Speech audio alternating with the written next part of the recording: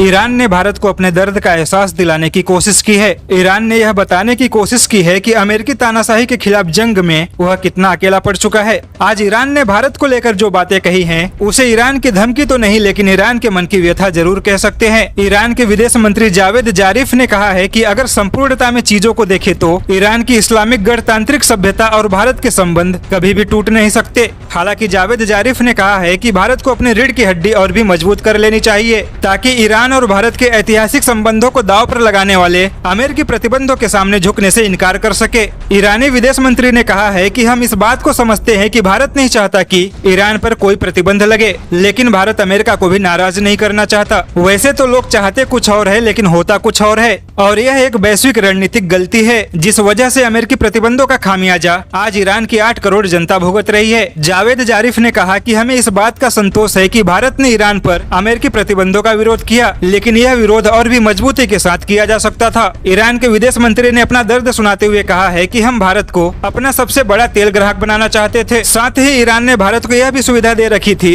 कि तेल का भुगतान भारत अपनी मुद्रा रुपया में कर सके, और भारत के लिए यह फायदेमंद था, क्योंकि इससे रुपए की मजबूती बनी रहती और विदेशी मुद्रा का दबाव भी कम रहता। इसके बावजूद भारत ने अमेरिकी दबाव में आकर ईरान से तेल खरीदना छोड़ दिया। जावेद जारिफ ने कहा है कि ऐसे में ईरान क्या करे? अगर आप हमारा तेल नहीं खरीदेंगे तो फिर ईरान आपका चावल कैसे खरीदेगा? जिस दर्द भरे आवाज में ईरान के विदेश मंत्री ने यह बयान दिया है, इसे धमकी समझा जाए या फिर ईरान का दर्द, इसका सही आकलन करना राजनीतिक विशेषज्ञों के लिए भी कठिन हो गया है, क्योंकि ईरान की अर्थव्यवस्था इस वक्त बुरे दौर से गुजर रही है। इसके बावजूद ईरान अपने शर्तों पर नहीं, बल्कि भारत के शर्तों पर तेल का निर्यात कर रहा था। मौजूदा समय में भारत जिन देशों से तेल खरीद रहा है, वह देश ईरान के मुकाबले भारत को 20% की भी सहूलियत नहीं दे रहे हैं। ऐसे में ईरान पर प्रतिबंध लगना भारत के लिए भी बहुत बड़ा झटका था, जिसका अफसोस भारत अब भी कर रहा है।